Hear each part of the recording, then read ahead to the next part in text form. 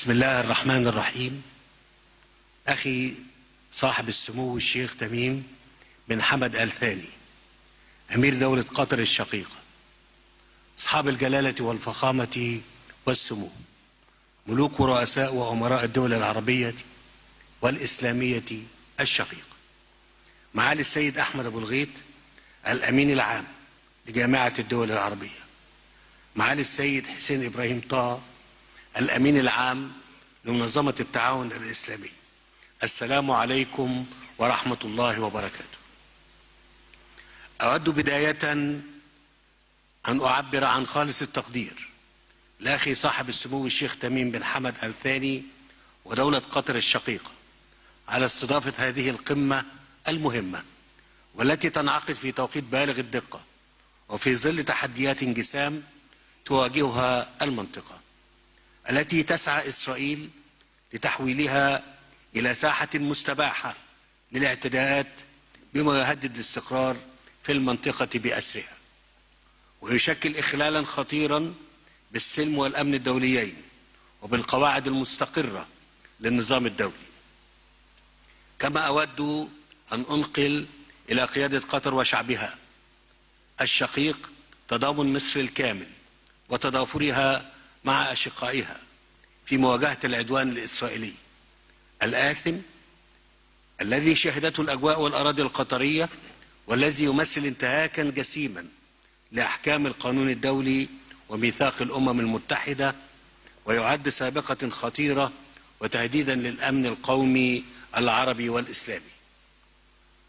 ودعوني أؤكد هنا بوضوح أن هذا العدوان إنما يعكس بجلاء أن الممارسات الإسرائيلية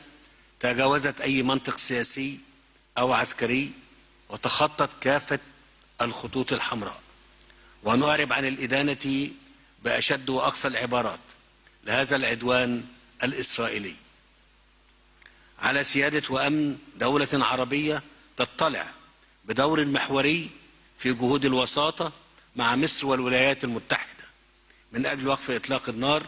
في غزة وإنهاء الحرب والمعاناة غير المسبوقة التي يمر بها الشعب الفلسطيني الشقيق. كما أحذر من أن ما نشهده من سلوك إسرائيلي منفلت ومزعزع للاستقرار الإقليمي من شأنه توسيع رقعة الصراع ودفع المنطقة نحو دوامة خطيرة من التصعيد،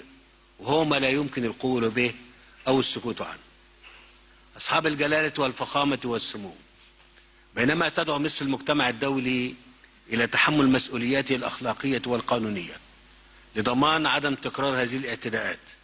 وإنهاء الحرب الإسرائيلية الغاشمة بما يقتضيه ذلك من محاسبة ضرورية للمسؤولين عن الانتهاكات الصارخة ووضع حد لحالات الإفات من العقاب التي باتت سائدة أمام الممارسات الإسرائيلية، فإنه بات واضحا أن النهج العدواني الذي يتبناه الجانب الإسرائيلي إنما يحمل في طياته نية مبيتة لإفشال كافة فرص تحقيق التهدئة والتوصل إلى اتفاق يضمن الوقف الدائم لإطلاق النار وإطلاق سراح الرهائن والأسرى، كما أن هذا التوجه يشي بغياب أي إرادة سياسية لدى إسرائيل للتحرك الجدي في اتجاه إحلال السلام في المنطقة. إن الانفلات الإسرائيلي والغطرسة الآخذة في التضخم تتطلب منا كقادة للعالمين العربي والإسلامي العمل معا نحو إرساء أسس ومبادئ تعبر عن رؤيتنا ومصالحنا المشتركة، ولعل اعتماد مجلس الجامعة العربية في دورته الوزارية الأخيرة القرار المعنون الرؤية المشتركة للأمن والتعاون في المنطقة يمثل نواة يمكن البناء عليها وصولا إلى توافق عربي وإسلامي على إطار حاكم للأمن والتعاون الإقليميين،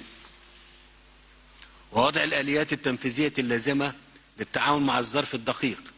الذي نعيشه على نحو يحول دون الهيمنة الإقليمية لأي طرف أو فرض ترتيبات أمنية أحادية تنتقص من أمن الدول العربية والإسلامية واستقرارها.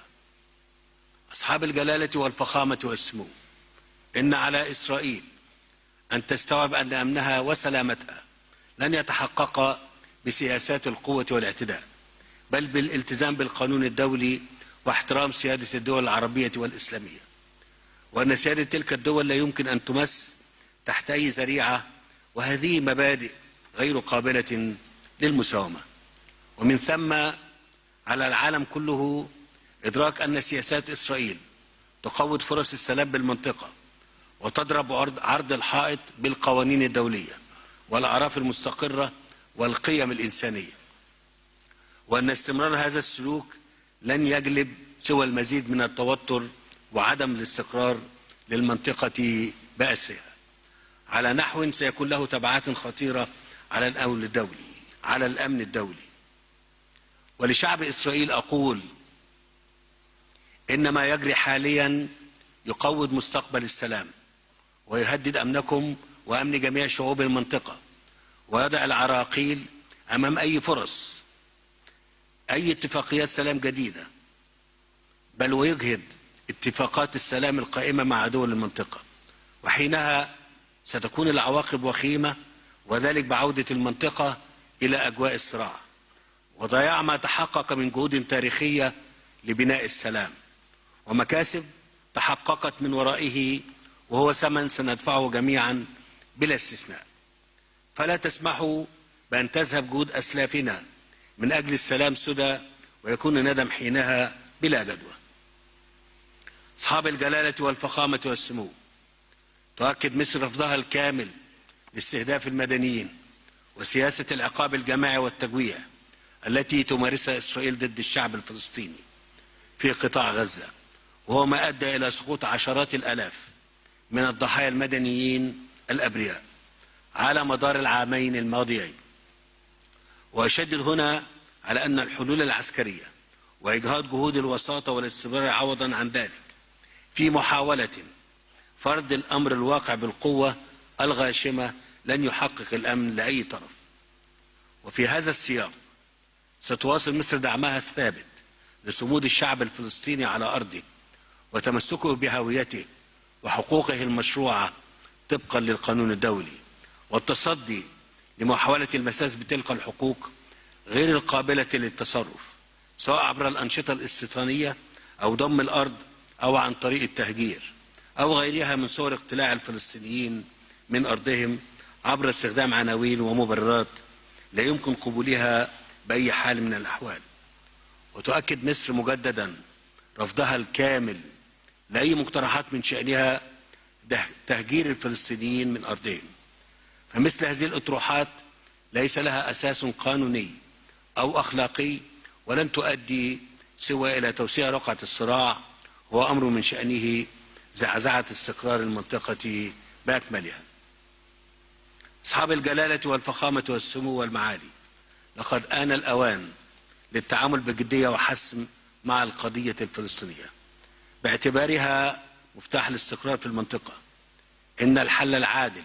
والشامل للقضية المركزية للعالمين العربي والإسلامي يقوم على إنهاء الاحتلال وتجسيد الدولة الفلسطينية المستقلة على خطوط 4 يونيو 1967 وعاصمتها القدس الشرقية. وفي هذا الإطار أؤكد على تطلع مصر إلى أن يمثل مؤتمر حل الدولتين الذي سيعقد يوم 22 سبتمبر الجاري على هامش الشيق رفيع المستوى لأعمال الجمعية العامة للأمم المتحدة في نيويورك محطة مفصلية على طريق تحقيق حل عادل ومستدام للقضية الفلسطينية، خاصة من خلال الاعتراف بدولة فلسطين. وأجدد هنا الدعوة للاعتراف الفوري بدولة فلسطين من جانب جميع الدول التي لم تقدم على هذه الخطوة بعد، باعتبار ذلك السبيل الوحيد من أجل الحفاظ على حل دولتين. أصحاب الجلالة والفخامة والمعالي والسمو، إننا أمام لحظة فارقة تستلزم أن تكون وحدتنا نقطة ارتكاز أساسية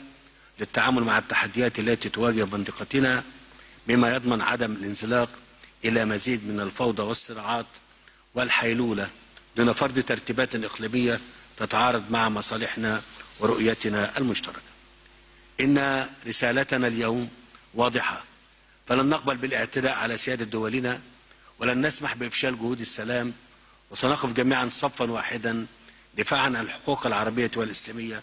وفي مقدمتها حق الشعب الفلسطيني في إقامة دولته المستقلة والعيش بحرية وكرامة وأمن. وختاما، يجب أن تغير مواقفنا من نظرة العدو نحونا، ليرى أن أي دولة عربية مساحتها ممتدة من المحيط إلى الخليج، ومظلتها متسعة لكل الدول الإسلامية والدول المحبة للسلام، وهذه النظرة كي تتغير فيها تتطلب قرارات وتوصيات قوية،